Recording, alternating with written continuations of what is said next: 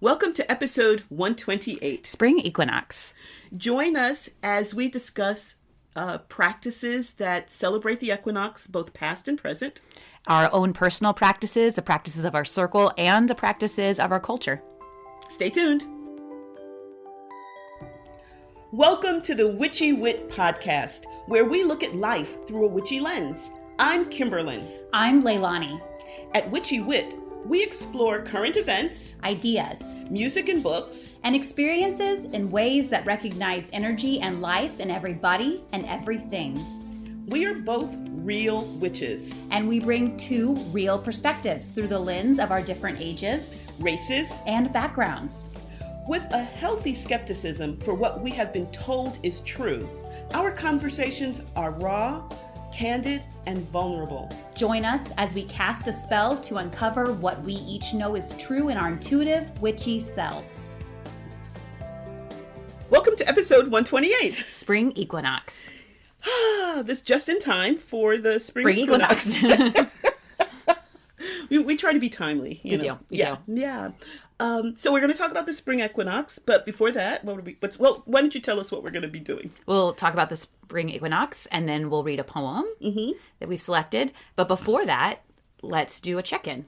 Yes. Okay. So I am going to talk a little bit. We've been talking, off and on about mental health, and this just came up in my feed. A woman, I believe she was a teacher. I remember because she said, I have a teacher's salary and a teacher's mental health issues. And she was going to look for counseling and things like that. And just the expenses of them just blew her. She had no idea what the, costs of mental health were in her area. And so she did some research and she found a number of low cost and no cost mental health resources. And I just found it really fascinating that she, obviously this is one of those instances where you can spend money or you can spend time. And so she spent time to do all of this work. And it just reminded me so much of some of your research. And then she actually posted it. I don't know if it was originally TikTok or whatever, but I found it from an aggregator that gathers, it's called the Upworthy. It gathers all positive news and stuff like that. And so I'm going to put the link to her article, to her resources in the show notes. But I just find it so affirming that there are. I mean, it's a pretty extensive list, and obviously some of them are specific to certain issues, but that there are places that we can go. It's just that you have to do this legwork. And often the people who need it the most don't have the spoons to do it, right? Yes. So she's done it for you. So this is one of those links where I'm just tucking it in my pocket. Right now, I feel very privileged. I have health insurance. I can afford to do this, but you never know. Or I might have a friend who might need it. And so I'm going to recommend to all of our listeners, all 7 or 8 of them, that they just take this, get the link, put it somewhere where they keep links or whatever, and just know that it's there, because when you need it, that's not the time to try to find all of this stuff. Yeah. So that's me. Wow. Yeah. I can't believe that I just think, how is it possible that people can't get the medical care that they need? The people who are working Yes. hard to make our world a better place, to raise children. Can I just go on a little bit of a rant? Oh, please. I just find it so strange that some of our most important roles in this world are so devalued. Mothering, teaching, and caregiving. I'm just appalled at how inhumane our systems are. Nursing, exactly. Yeah. and the common thread through all of them: mothering, teaching, nursing, caregiving, women perhaps. Women. Yeah. I just find that it's appalling. It's appalling. Anyway, but so one stab into the back of patriarchy is so may it be. Those are right. Is this list, and so I will post it in our show notes. Please, even though you don't need it or you think you don't need it or whatever, I'm asking everyone to download this to save the link and go to this resource and maybe just copy it just in case it's ever taken down or whatever, because it's necessary. It's really necessary. Wow. Yeah. So that's me. I feel, thank you for allowing me to share that. And so what's going on for you? I'm currently on spring break right now, yeah. and I just want to say that I'm made for retirement. High five. There we go. I know people who say things like, I don't know what I'm going to do with all my time. Yeah, people actually say that. Oh, I've heard that. I've heard people say, I'm sorry, this is your chicken. No, please. Like, what have you, because I want to know if it's what I've heard. I've heard people say, oh, when like they've won the lottery or something like that, they said, oh no, I'm going to still work because I wouldn't know what to do if I didn't have work. Right? Bitch, I got plenty. Right? Oh my gosh, I'm busier now. Right? So that is my experience. And my life is so full of things that give me life and that Twinkling. and that enrich other people's lives. And the idea of having more time that I could volunteer with our circle. Like, I'd love to finally be able to join our circle's board, like that'd be awesome. We'd love to have you. Right? Yeah. I would love to be there. It's just, there's so many things, and every time I'm on a break, I realize even more, how vibrant my life is going to be when I move on from this chapter. So 2035, here I come. Okay. It's less than 10 years. It's less than 10 years. Yeah. Oh my gosh. This is my 20th year as a teacher. That is so impressive. Thank you for your service. And B, thank you for persevering at least in one district so that you can accrue that, those years. And so yay, congratulations. Thanks. And congratulations for figuring this out. So you're ready. I'm so ready. Yeah. Yay. Well, I'm looking forward to you joining me in 9 years. Right. as we lay, drinking not a Mai Tai, a lemonade. A lemonade, right, yeah. Popping back bonbons. Yes. And then running around, racing madly around, Yes. doing the rest of our day. Yes. Love that. Yay, thank you for sharing. Thank you. And your break's not quite over yet. Nice. So. This is, yeah. I know, Just but a little bit. It's okay. Yeah. Every day is delectable. Good. And hopefully you're filling them up with such joy that when you're back in front of your class, you can have like that little Mona Lisa smile, that little secret smile, like, yeah, that was great. Like, yeah, I did it all. Okay. Yay. Good. Congratulations. Thank you. On that insight. Thank you. So shall we dive into the equinox? Spring equinox. The spring equinox. Or the March equinox. The March, yeah. Or the northward equinox. The northward equinox, yeah. Those. So we did the fall equinox last fall. Last equinox. Last southern equinox. It's kind of in the name, right?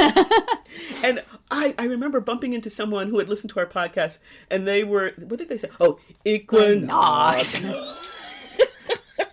Now I suppose it's equinox. Equinox.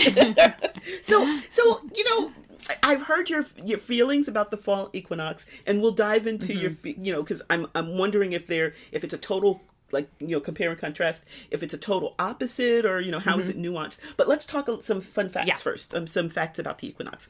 So this is probably kind of insulting some of our people, but I just, a lot of people know, and they'll say, well, what actually is it? And they can't find the words for it because everybody knows, right? So I'm going to throw some words in there. Excellent. So there's, this is the astronomical start of spring in the northern hemisphere and the start of autumn in the southern hemisphere. And that's when the sun crosses directly over the equator. Okay. And on this day, the Earth's axis is not tilted as much from the sun. And so we get nearly equal days and night, the lengths of equal days and nights. And fun fact, that's not quite true, but depending on where you are yourself, but we'll talk about that. And just because of our calendar year, which is not based on anything, I mean, it is based on some stuff, but we've talked about the calendar, but because it's creating its own structure as opposed to really following the structure of the cycle of the Earth. It can typically fall anywhere between the 19th or the 21st. Okay, and this year it's going to be in Texas. It's going to be March 20th, at 9:46 a.m. Okay, so Central Daylight Time. Yeah. So You go for it, son. you go, yes, son, That's right. Yeah, we'll go out and we'll go out and worship you for it. Yeah. So 9:46. Let's do it. Hey. Yeah, be out there. Take your class out. Right? Let's say we're gonna go out and watch the equinox. And everyone's like, okay. But they're like, yeah, we're out of class. Yeah, we're not in the classroom. Great. Like, we're down. Anyway, so some fun facts. One of the things we talk a little about the fall equinox, and in our culture, we tend, as far as this is my observation. So, in our in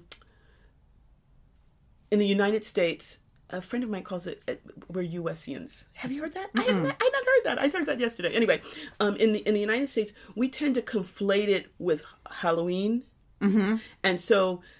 Basically, because we start seeing, fall equinox Halloween stuff like in the summer to prepare, to get ourselves ready, right? Yes. So it's not celebrated the way it is in maybe other cultures, which are a little bit more attuned to the cycles of the earth. And in the spring, similarly, we don't really celebrate. We talk about the spring, but in at least my observations in the United States, they tend to conflate it with like Easter or St. Patrick's Day. Yeah. Right. So you'll see those celebrations, and on top of that, or kind of interwoven in that, we'll hear springy stuff, primarily Easter, but few people that I know of as a cultural institution celebrate spring. Is that your observation? That is also my observation. So, but they use a lot of the symbols of spring equinoctial celebrations, but they apply them to Easter. So I have in our outline bunnies and colored eggs and crucifixions. Oh my. Because like when you think about it, so on Easter, and I'm going to tell you about my experience of Easter when I was younger. For like days before, my mom and I would color eggs, and she made baskets, and we'd have those colored eggs in chicken eggs, colored eggs in there. We had candy, chocolate. I'm trying to think. She might have put some fake flowers in there, So it looks like and green plastic. The green plastic shreds. Yes, which is supposed to be grass. And I'm sure that those green plastic shreds are still somewhere. Somewhere. Oh my gosh. Like in a landfill somewhere. Oh my gosh. Yeah. But at the time, who knew? Like, it was what you did. So I had a basket. My sister had a basket. When her back was turned, I'd like switch stuff out of the baskets. Of course. And then I'm sure she did the same to me. Of course. Okay. So, and what does that have to do? What does a bunny or an egg have to do with the resurrection of a god? Correct. I thought you had an answer for me, but no. I would say it doesn't. It doesn't? Okay. But it does have a connection to mainly Northern and Western European celebrations of, it's called Ostara, it's called Estra, it's called a couple of other things. And the word itself just basically means eastward. So the sun rises and on a certain way on a certain day, and that's what that holiday is called. Okay, and then from that, because the Roman Catholic Church the missionaries were very, very savvy. They knew that something that was so entrenched in the culture could not be removed, but they tied it in and started building associations with their beliefs, so people would accept their beliefs a little bit more readily. And just turning eastward is we turn to face the east to see the sunrise. It's the return of the sun. It is the birth of the sun. Exactly. S-U-N. And then they were like, oh, S. And never the twain shall meet, but whatever worked for the missionaries. Yeah. Because people are like, okay. Yeah, we're also celebrating the return of the sun. Yeah, let's do it. Yeah. Yeah, and here's an egg. Right. Got a bunny. Want to sacrifice it? No, they're too cute. So anyway, but and I do remember a friend of mine sitting here behind the mic with me, giving me a magnet. Do you remember that magnet that says "Put the Estra in Ostara"? Yeah. So kind of a takeoff on "Put the Christ in Christmas." And it has the same. the little, I don't know what to call it, the little manger? housey The manger, manger? thing, but it has that with a star on top, and then it has bunnies inside of it. I love it. I love it. So it's kind of that same idea, is that we've strayed from an understanding of those symbols, though we've taken those symbols wholeheartedly. And in modern society, if you asked a person on the street, I would suggest to you that pretty much 90% of the people could not say the connection. Yes, I would agree with that. In fact, and like some vulnerability with me, I only found out that it's connected to the name April. So pagan Anglo-Saxon held the festival in that month, and then they called that. So then that's the derivative of our name April. Now I don't know how. Esther Minesh. Esther Minesh. Esther me. And I think that thing is like an SH. Sure. The PB mixed together. Yeah. Okay. So it's a E with a line on top, OSTURMO with a line on top, NA, and then a B and a P mashed together in one. And I could be wrong about that, but I think that's what that is. Well, I was gonna say something else. So. Oh, what would you say? Eostermonabup. And tomato, right? And quite frankly, who's going to correct this? Oh, now of course, right. But if you can correct us, please do. Please do. Yeah, feel free. So when I look at that word, though, even though I have no idea how to spell it, I can see the root. I can see that connection through the goddess's name, through this holiday, and even into April. So I find that really interesting. Yeah. And recognizing that we're calling it April, but who knows? I mean, it's probably the month is what we would call March, right? But we just took, again, this half-assed borrowing, or not half-assed, but non-intentional borrowing. Yeah. Okay. And colonizing. Exactly. So, at best, non-intentional borrowing. At worst, colonizing. Yeah, there we go. That's what we're trying to be fair. We're trying to be open to that. So there is that connection. I mean, we can see kind of this interwoven, layered set of not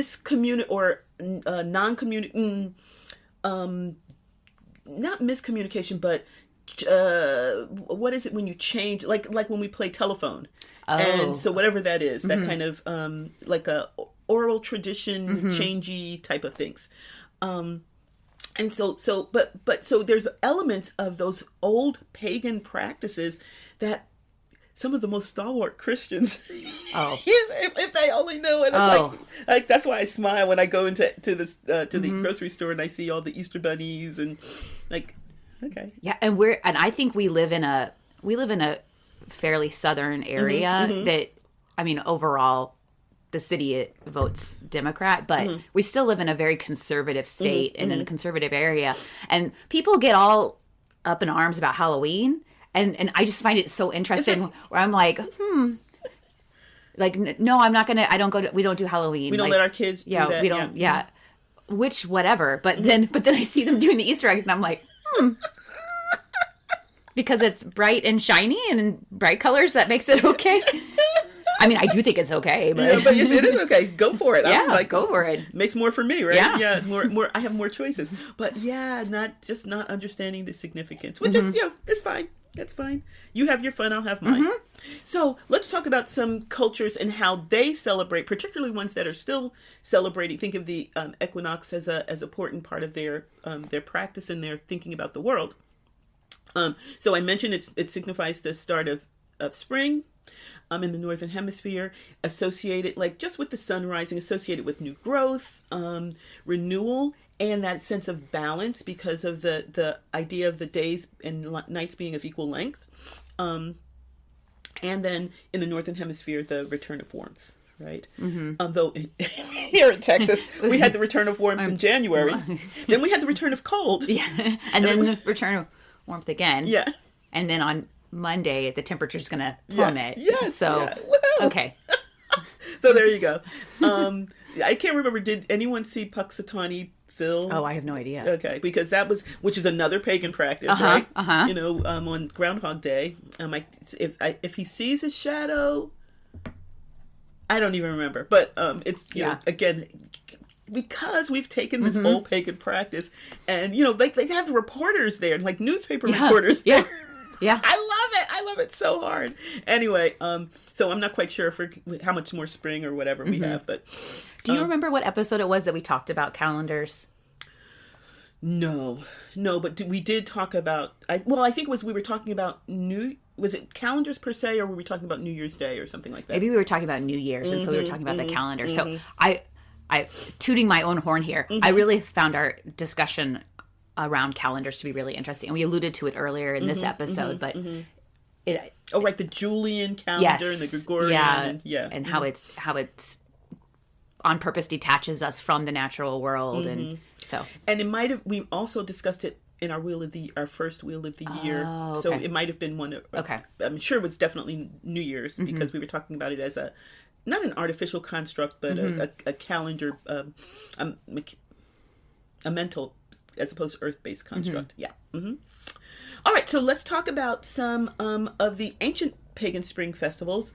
And many of these are not, though there are some neo practitioners now. So one of them is the sun worshipping rituals at the Mayan pyramids, and where I know it's Teotihuacan, where they climb up the steps, and the idea being you're at the top of the pyramid when the sun rises. Oh, wow! And that's supposed to be really important for, I don't know, maybe for fertility or something like that.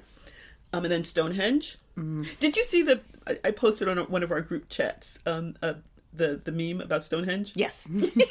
About it was really cute. It was because of the in the United States our time changed this past Sunday, and I said it was a picture of these guys, like, you know, I think workers, you know, pointing and stuff, talking about how they had to move all the stones in Stonehenge for because we sprung ahead. Thus pointing out the artificial calendar versus an earth-based calendar, yes. and how arbitrary that is. And how arbitrary, yeah. And I also discovered that this is apropos of this discussion, that Canada, so we sprung ahead, so spring ahead, fall back, in case you ever wonder which way the clock goes. Canada sprung ahead with us, but when we go back in the fall, they're not going back. That's going to be their permanent.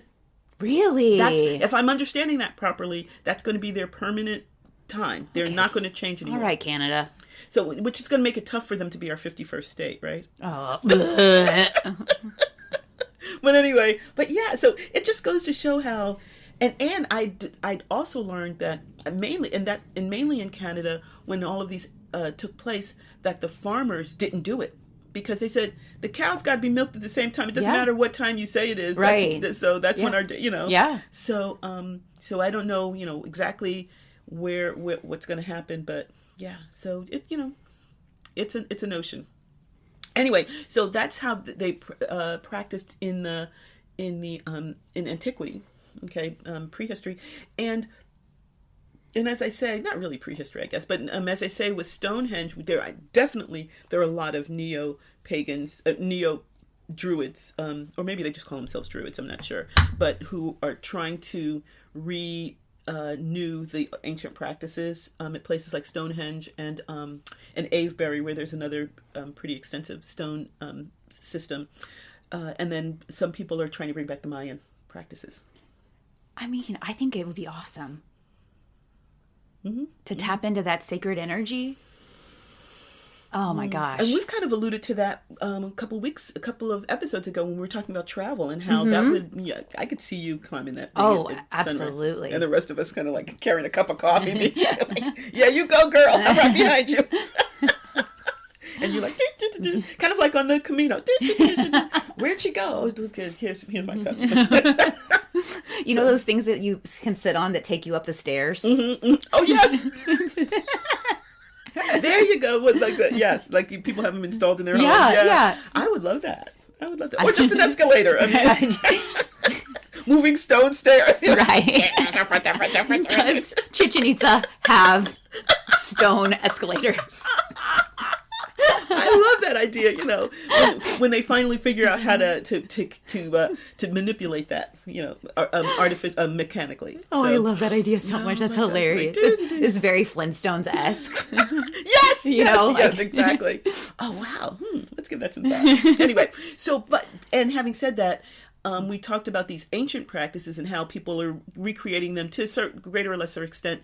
But there are places that have long-standing traditions around the equinox. And can I share some of those with you? So in the Middle East, there's Nowruz, and that's the Persian New Year, actually. Which and remember, until 600 years ago, our calendar, our New Year was considered March 23rd or something like that. I can't remember. But anyway, yeah.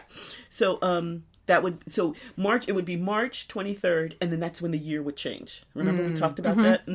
So this is kind of the same idea. The Persian New Year starts on the spring equinox, and there's spring cleaning, bonfires, and feasting, which I'm all for that. All those things sound great. Exactly. And then a lot of people have probably seen pictures of Holi in India, where it's the Festival of Colors. That's where they throw that different colored powders at each other. It's celebrating the triumph of good over evil. And you come out of that looking really good. I love that. Kind of like your hair. Yeah. I have rainbow hair. Okay. I didn't know. After I said that, I said, should I have said that? Okay. And then you had mentioned Chichen Itza. And that's it, Teotihuacan. So they gather at the pyramids. They call it the sun serpent, and it's like the shadow illusion. So as the sun comes up, how the shadow of the sun is displayed on the monument. Wow. Okay? And then in Teotihuacan, they're dressed in white and they climb the pyramid. Oh, that sounds so cool. So there we go. And then so I mentioned Stonehenge, and so we have a lot of people and tourists gather there to watch the sunrise. And then Shoban no Hi in Japan. It's a public holiday, and they go to visit. The families would go to visit their graves, clean the tombstones, and put flowers down. So it's to honor their ancestors. In Bosnia, it's Cimburijada, and I know I'm butchering that. And that's the festival of scrambled eggs, which still eggs. We have got the eggs. We have fertility. Yes, exactly. Yeah. Exactly. Eggs are. And so, which involves cooking massive amounts of eggs in a park. So it's like this, like a huge, kind of like when you see paella or something like that, like big old pots of eggs to celebrate the first day of spring. And then, of course, we mentioned Ostara. And so, again, this is a modern celebration of what is known to be an ancient practice. And it focuses on fertility, balance, and the return of light.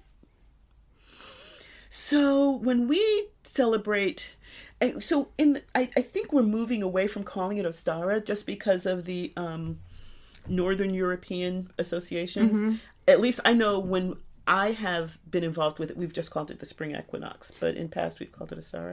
You're talking about our circle? Our circle. In our circle, I have known that to be true, that at one point in time it was Ostara. My personal calling is to call it Spring Equinox. And I think I've seen a general shift in our circle.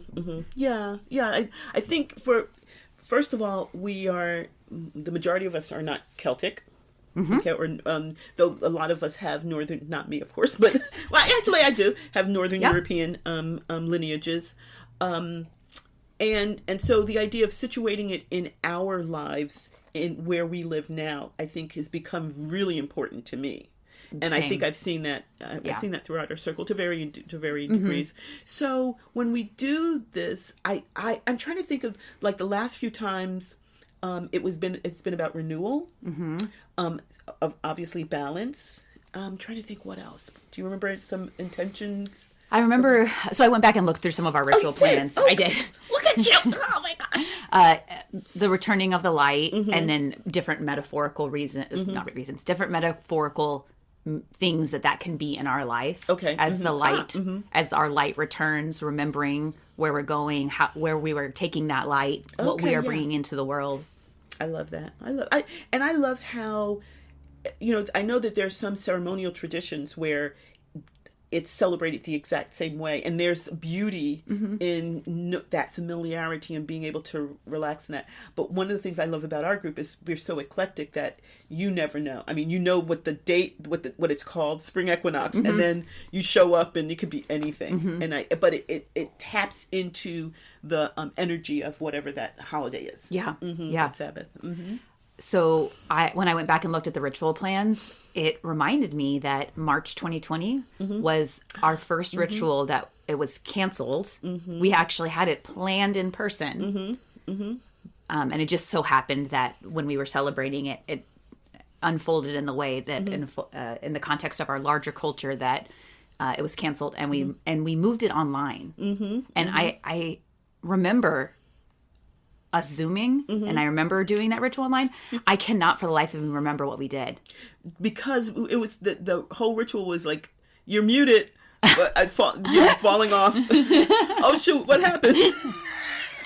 Because it was Zoom as opposed to Spring Equinox. But there was one moment when I think everyone who was there was silent, and I could feel a little bit of it. But we were not practiced at all. We were not at all adept at handling energy online. And except for that one moment, it was pretty. I don't want to say unsatisfactory. It was just taken up with a whole bunch of other type of things. Do you remember that? I don't. I think it's a trauma response that I don't remember. Yeah. I think that makes so much sense. I remember doing it, and I remember feeling a sense of I felt a sense of this is what it means to be together through difficult times. Yes. And my circle is showing up, and I'm showing up even when we're scared and we don't know what's happening. At least we're still together in this way. And then that led me to think about all the times when people have been meeting in the past when things have been not ideal, right, or even violent, and how and the sucker that they get from being in a group. And we quickly punted and it got better. But I remember, and I think it was maybe the 20th. So March 20th, 2020. Oh wow! I could be wrong about that, but yeah. So that was the first ritual canceled. But anyway, so other traditions, other things that our circle, and we don't have this at every single one, but one of the things that we do have is our Equinox chant. Would you like to sing it? I would. Okay. And so it's by Marie Summerwood. That's all I know. That's all you need to know. Okay, and it's onward we go round the spiral, touching darkness, touching light. Twice each turn we rest in balance. Make choices on this night. Make choices on this night. I love that. And often when we do that, we're walking and we just sing it over and over. It becomes very trance-like for me, very trancey. That's a beautiful tradition. We don't do it every single equinox, but we do it enough that it has that magical association for me. And we do it. We can use that chant both in the spring and the fall. And yes, exactly, which is cool because they're equal. Equa. You know. So I love it. And one other thing I'd like to say too about our circle, and I remember we had this discussion. Maybe it was before COVID, but I can't. We had it was maybe at the Cakes and Ale After or something, where we talked a little bit about how, the energy that we bring to that equinox ritual. So we have like the intention, the person who's facilitating in the facilitation team, they have their idea of what we're going to do that night, but everyone comes to it, and we'll actually talk a little bit about our individual thoughts, comes to it with their individual energy. And so we had a great conversation afterwards as to, like, what were you putting in there? And I was putting in my memory of, getting my Easter bonnet, or I was putting, this various things. And so I can't say enough that even though we'll have a unified idea of what that Sabbath or that ritual is going to be about, people will come away from it with different experiences because they have different experiences and thoughts about it coming in. Would you be interested in maybe sharing your individual experiences, your practices, your traditions around? Sure. Easter, Spring Equinox, Yeah. the return of the sun, whatever that means. Yeah, well, growing up in missionary Baptist, not Southern Baptist, missionary Baptist household, my mom. So first of all, do you remember the song "Wear Your Easter Bonnet with all the frills upon it? You'll be the grandest lady in the Easter parade." No? Mm-mm. Well, there's a lot of traditions in that song that we have moved away from. But up until I would say maybe the 70s, 60s and 70s, where we had a lot of social upheaval, a lot of towns had an Easter parade. Wow. Yeah, and basically it was showing off your spring finery. Oh, So wear your Easter bonnet. Yeah. You got a new hat for it. I later I'll show you some pictures of me and my Easter hats. okay. And I want to see it. and then there's actually a movie, it might be black and white movie, and they show the women, walking in their finery, because another part of spring is this, what? Oh, I think I just realized something. Say please continue. Yeah. Spring was also, that's when, in a lot of traditions, that's if you got any new clothes, you got them then. Because that's, starting out a new year, like young girls, particularly, that's when you got your frock that you would wear for Sundays and special occasions. And so it was associated with renewal, the new year, et cetera, et cetera. What were you going to say? Well, and that's fertility leading into the. This is the precursors to Beltane energy. And so getting those girls ready, right? Promenading around so you can be seen, so you can look. You can look, be seen, see and be seen. Yes. And you can kind of scope, and so when it's time to run into the forest, gotcha. Hey, hey, like my dress, it's coming off soon. right? Or let's work around it or whatever. Right. Yeah. So I have until I think maybe high school, definitely I remember this. Every year we got they used to do that. We used to have a tax-free day in the spring for people to buy kids Easter clothes. Really? Yeah, I think we may still, but maybe they don't tout it that way anymore. But now I know we have one in the fall. Don't we have a tax-free day for people to buy back to school stuff? Yeah, and we used to have one in the spring. And so, so you got a new dress, a hat, because that was back when you wore hats to church, and gloves, but that whatever. And so that was a big thing, and you always had an Easter picture taken. It was always so cute. Yes. Yeah. So and in some towns there was actually, after church, there was an Easter parade. Wow. People basically it's just walking down the street and everybody seeing but like you say, parading, Yeah. and so there's probably a more ancient tradition that's based on that we've kind of utilized. So that was growing up. It was definitely tied to Easter. Dyeing Easter eggs, putting our baskets together. Not really thinking a whole lot about Christ, to be honest. I mean, I'm sure once we got to church that happened, but at home it wasn't a religious celebration; it was a cultural celebration and a family tradition type of thing. So that was then, and I could talk about now in a bit, but I'd love to hear any associations you might have had. As a kid, we did the plastic Easter eggs. And did you fill them with candy? Yeah, and the candy would be inside of them. And then we had a larger, probably the size of a potato, silver egg. And my dad would put money in that one. Oh, no. What? Yeah, like you would get like $5. Oh my gosh. Oh, yeah. Did you get a dress, though? No. Okay, so I got because I was starting to get jealous. I'm like, damn. But I got a dress. Yeah, like the dressing up part really was never... It's not a part of your thing. Yeah. And then...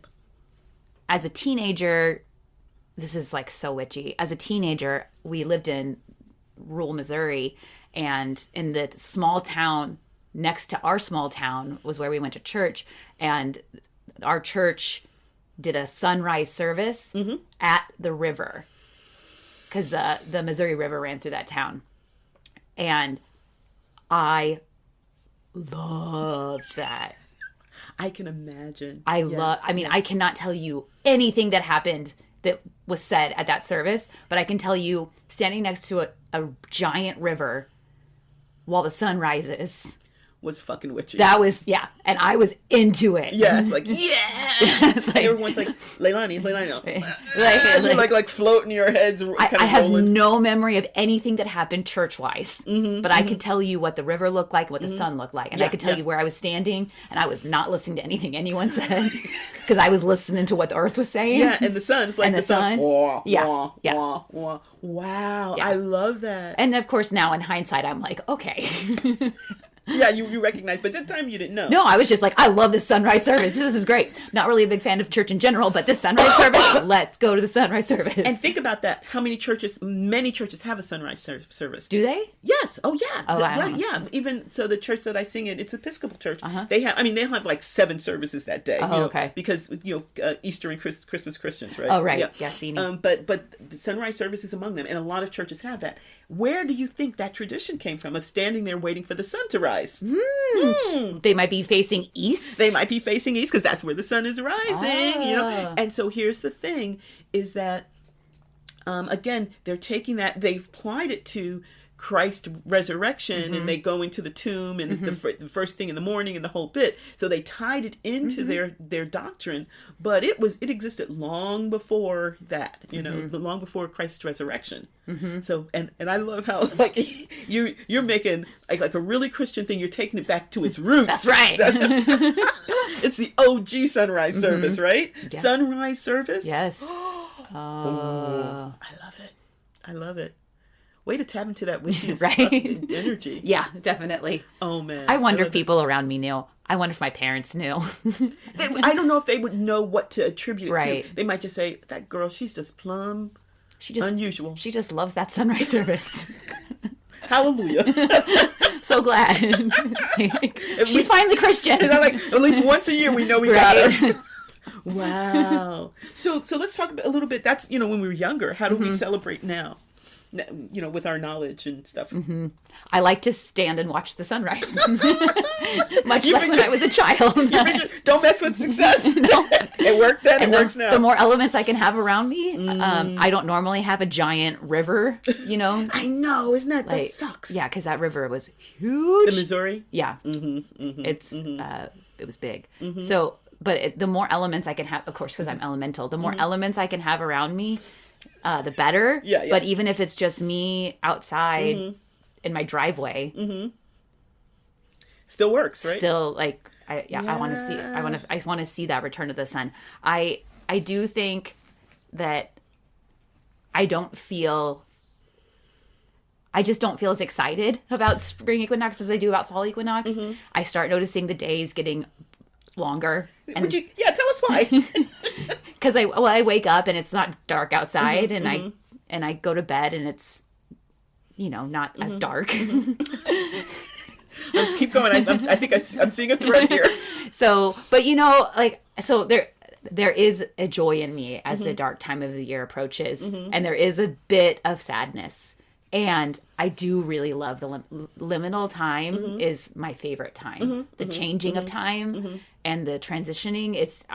The energy, and as someone who is ecstatic, there's transition creates energy, and there's ecstasy in that. Yeah. So, and you need the light to have the shadow, right? You need the light to have the dark. So for sure. So that you can really start enjoying the fall. You need to have the spring. Exactly. Yeah, yes. So. Yes. Good. Yeah. What about you? So I think I tap a lot into the renewal aspect of the equinox. So usually I'm cleaning up my backyard. I like to call it a garden, but I wrote garden in the outline, but it's more just yard work. But I do have some plants out there and on my back porch, and so I like to clean up stuff so it makes it easier for them to grow and be well. So I like doing that. I say I'm going to do spring cleaning. I rarely do. I move a couple of things around and say, okay, all right, let's get back outside. So I do that kind of stuff. I do a lot of personal development around it. I pull cards, and I do stuff around balance, because as a Libra, balance is not my like everyone thinks the scale. They see the scale and they see the scale perfectly static. The scale is never static. And it's rarely static, I'll put it that way. Most of the time the scale is like bouncing around trying to find balance. And so I do I do a lot of work around sitting in balance, knowing that it's not my normal state, and so relishing it all the more, and hoping that it's easier to do on the, the equinox. Well, we'll see, but yeah, I think that's a lot of my stuff is it's more personal development. Even when I'm out in the yard, I'm thinking of it not just as me, pruning and etc., but also how it's reflecting how I'm doing some work, how I'm releasing some things that I no longer need, and making space and opening them up to the sun, the things that I would like to see grow. I mean, so you have me thinking, even the Marie Summerwood chant doesn't say stay stagnant on this night. It's make choices, right? Make choices. Like, right, even, exactly. Even in a night of balance, we're like the scales, we're making those choices. Right. Well, and actually it's easier to make good choices when you're in balance, right? Let's go back to my check-in where I was saying it's hard to find good mental health when you're in a mental health crisis. So that's one of the reasons, going back to my plug, that's one of the reasons why you get that information now while it's not necessary, so that when you can draw upon it. So similarly, it's easier to make good choices about how I want to move forward if I have a moment of balance. I love that.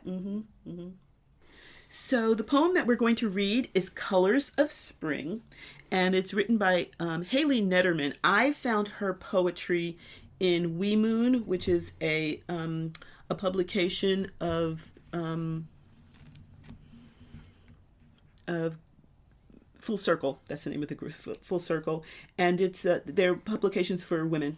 Like the Luna calendar, I believe is their thing as well. Beautiful. If you get a chance to get it, it's a yearly calendar, and beautiful poetry, some essays, artwork, and they probably use more of her stuff because she's the writer. Haley Netterman is a writer, and it looks like she does a great deal of artistic collage. Beautiful stuff. I just found her and followed her on Instagram. The pictures that the digital collaging she does, really beautiful. Yes, it's gorgeous. So. And this is from the 2026 We Moon calendar, and it looks like she wrote this in 2021. Okay, thank you. Okay. The colors begin to open, gold finch bright and blue bird bold, as if appearing for the first time. Rainbows drawn out of the sky before your eyes, a deep fantasy, frequency that changes the way the wind whisks itself across the sky and transforms how the sun appears at the horizon's fluttering eyelid. You stand at the center of spring's fission and fusion, eyes gaping open at the incomprehensible spring, atoms rearranging, shapes of green, yellow and purple fizzing and popping within you. Your bloodstream awakens. Birdsong ricochets off your muscles and tendons while your feet slide over mud, finally finding a grip on soft, green-hearted spirals. The land is calling you back to worship. Ushers in your body's return to warrior pose as the leaves unfurl, announcing themselves in bursts of light. The world is watching as you start to flower. Each tree and plant open their sonata and focus their chlorophyll-tinged gaze onto you. You emerge, saturated with rain and color as last year's dust settles, as spring's vibrant colors make music out of you. Whew, gorgeous. Thank you so much for joining us as we discuss spring, new life, new birth.